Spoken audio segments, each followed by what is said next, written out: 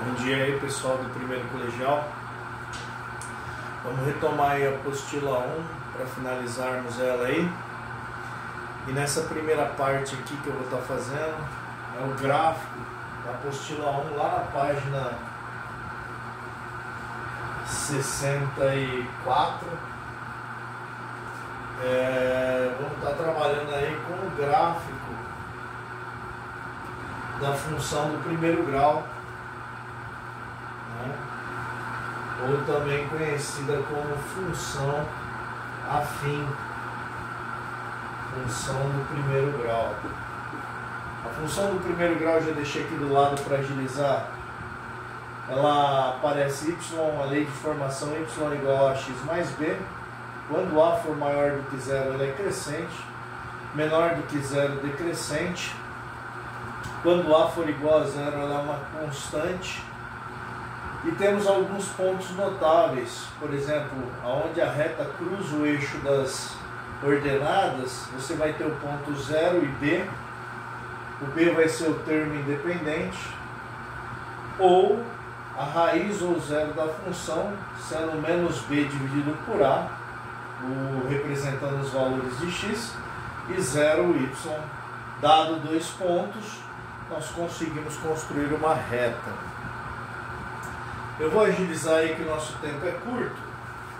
Eu vou estar fazendo aí os exercícios da página 68. Então vamos lá, o primeiro exercício da página 68. Ele fala assim: construa uma tabela.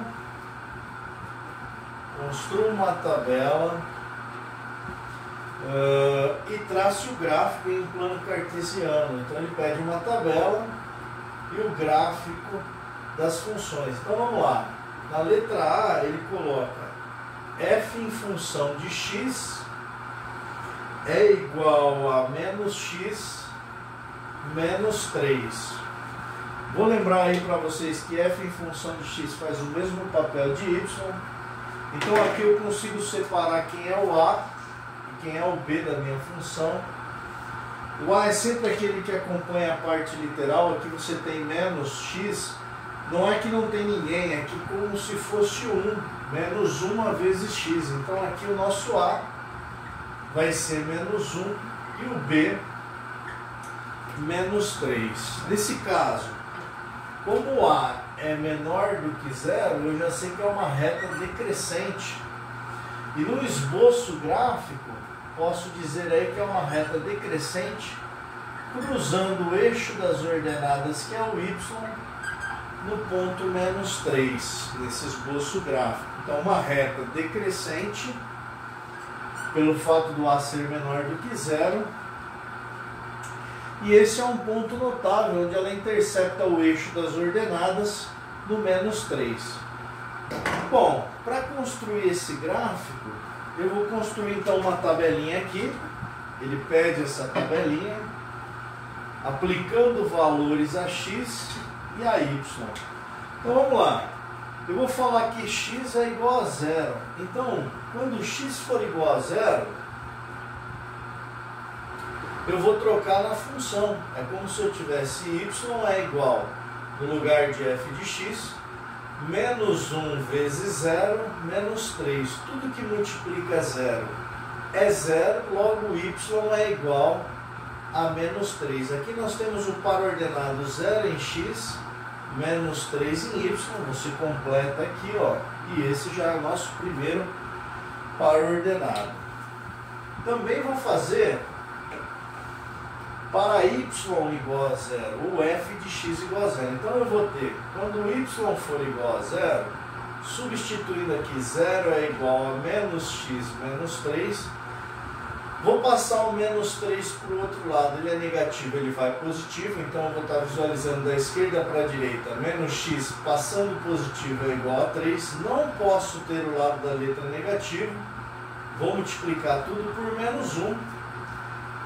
Menos com menos fica mais, menos com mais fica menos 3. Logo, quando y é 0, o x é menos 3. Aqui então eu tenho os dois pares ordenados que eu preciso.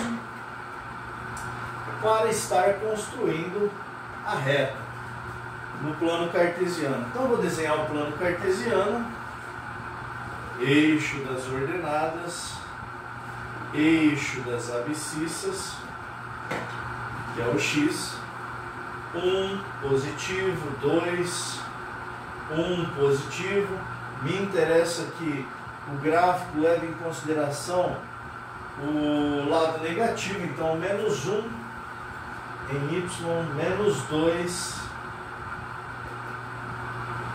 menos 3, menos 1, menos 2, menos 3 no x.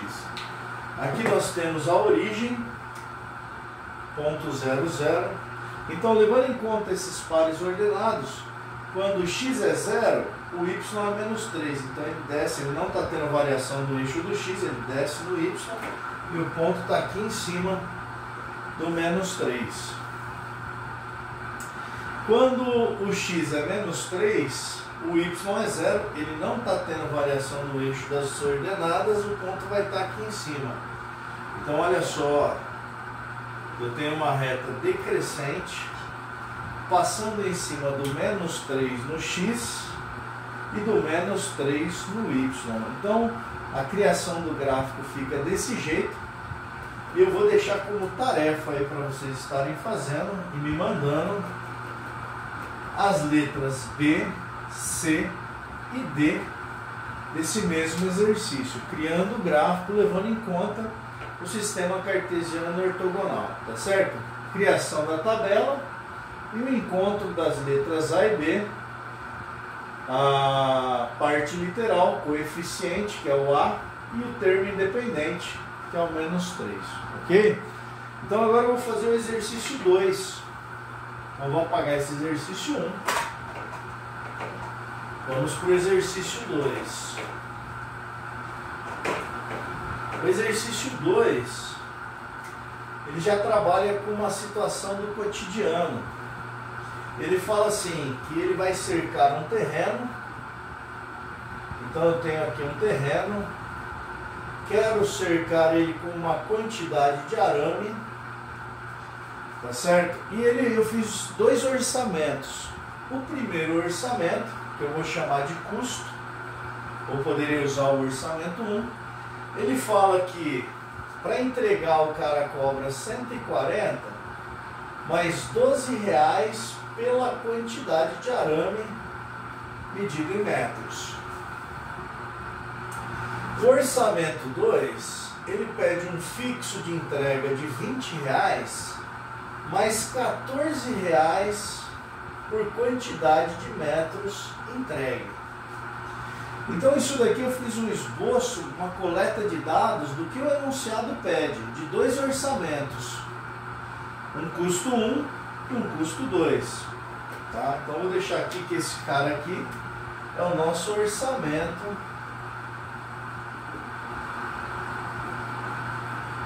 para cercarmos um terreno. Na letra A desse exercício, ele pede aí para vocês uma representação de cada opção para X metros de arame. Então, nesse caso, a quantidade em metros que eu coloquei aqui, ele quer que você represente por X metros de arame essa quantidade. Então, vamos lá. Ficaria assim, custo 1 em função de X metros de arame, vai ser 140 fixo, mais 12 reais por metro de arame usado, vezes X. Nesse caso aqui, fica muito fácil confundir quem é o A e o B. Então, o ideal é você olhar a lei de formação, lembrar que primeiro você tem A vezes X mais B, então essa é a lei de formação, numa leitura da esquerda para a direita. Então, o correto aqui é que esse custo em função de X apareça como uma função sendo 12 vezes X, porque aí eu consigo reconhecer que o A vale 12, mais 140 fixo. Com isso, trabalhando com essa lei de formação para o primeiro orçamento, eu consigo distinguir aí que o A vale 12 e o B 140. Logo, para um custo 2, e o orçamento 2 em função de x, eu já tenho 20 mais 14 vezes a quantidade de arame que eu vou estar usando. Lembrando que esse cara aqui representa a quantidade de arame que vai ser utilizado.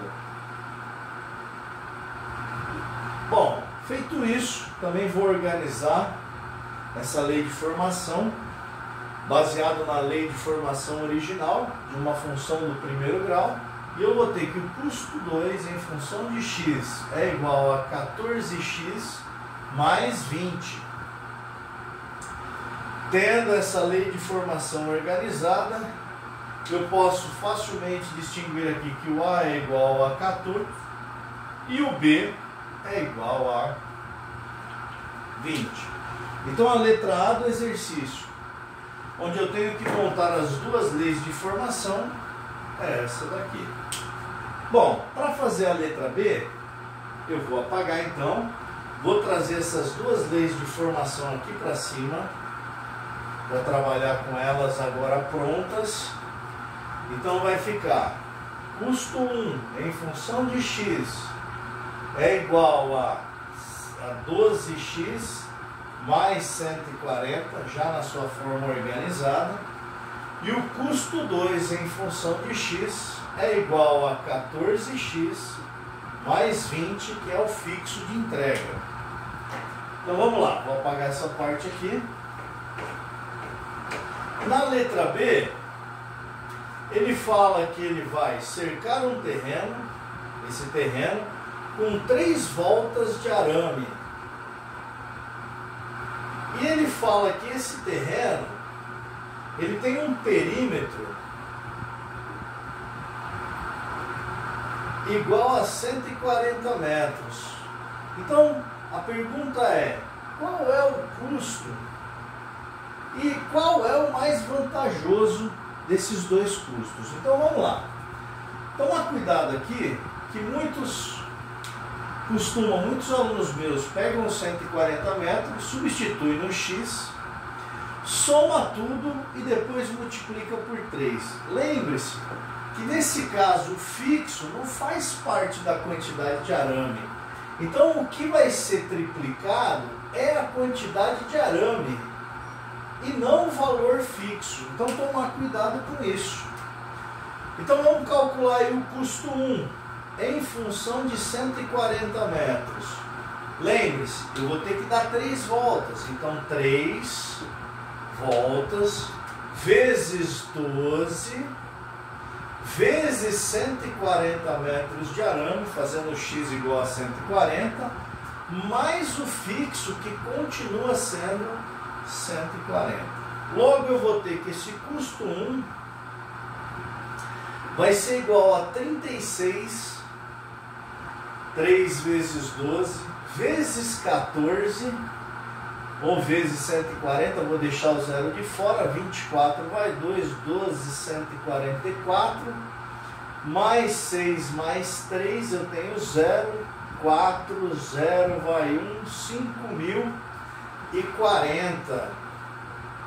Esses 5.040 somados com 140, eu passo a ter um custo total para 3 voltas de arame de R$ 5.180. Bom, para ver qual é o mais vantajoso, eu vou estar fazendo o custo 2 em função de R$ 140. 140 metros. Então, mesma coisa, eu vou estar alterando o tamanho, a quantidade de arame usado, e não o fixo de R$ 20, que é o da entrega. Então eu vou ter 14 vezes 140, lembrando que eu vou pegar essa parte e multiplicar por 3, a ordem do produto aí não altera, mais R$ 20, que é o fixo, e está fora dessas 3 voltas de arame. Então, fazendo aí o custo 2 para 140 metros, vai ficar 14 vezes 14 dá 196, ou com o zero 1960, vezes 3 vai dar 0, 18 vai 1, 27, 28 vão 2, 5.880, mais os 20 fixos. Logo, o custo 2 para 140 metros de arame vai dar R$ 5.900. Então, nesse caso, o mais vantajoso aí, o que tem um custo menor, é o orçamento 1. Então, fica aí a dica, cuidado para não estar multiplicando toda a função por 3. No exercício C, ele pergunta quando as duas funções apresentam o mesmo valor. Então, eu vou apagar o B e vamos fazer aí o C. O C, elas vão apresentar o mesmo valor quando o custo para x metro for igual ao custo 2 pela mesma quantidade de x. Como o custo 1 tem essa função, eu vou tirar aqui agora porque eu não vou estar trabalhando com 3 voltas, vai ser 12 vezes x mais 140. É igual a 14x mais 20. Vou passar o 12 para o outro lado. Ele é positivo, ele vai negativo. Vou passar o 20 para o lado de cá. Ele é positivo, ele vai negativo. 14x menos 12x dá 2x numa leitura da esquerda para a direita. 140 menos 20 dá 120. O 2 está multiplicando, passa dividindo. Logo, quando eu tiver 60 metros de arame, eu vou ter o mesmo gasto nos dois casos. Se você substituir os 60, tanto aqui quanto aqui, 12 vezes 60 mais 140 e 14 vezes 60 mais 20, você vai obter o mesmo valor. Então, vou calcular um deles só. 6 vezes 4, 24, vai 2. 6 vezes 1, 6, dá 840. Com 20, 860 reais. Para 60 metros de arame, você tem o mesmo gasto. E ele pergunta o que isso daí implica no gráfico. O que você consegue notar. Então, você vai reparar que você tem um orçamento que, se você substituir aqui por 0, sai do 20 para um custo 2 e um que sai de 140 para o custo 1. Já parte de 140, 12 vezes 0, fica só o 140. Eles vão apresentar o mesmo valor aqui nessa intersecção. Então é aqui que o custo 1 se iguala ao custo 2. Nesse caso aqui o custo 1 se iguala ao custo 2. Ou seja, para 60 em x e 860 em y, você tem a intersecção do 2. Por isso que você lá no 7º, 8º ano aprende a trabalhar com sistemas. E se você trabalhar esse cara com sistemas, você vai estar encontrando o mesmo valor para x e para y. Tá certo? Então tá aí, moçada, 2. Vocês podem estar fazendo os outros exercícios referentes a essa aula e tirando as suas dúvidas aí, ok? Um abração, tudo de bom.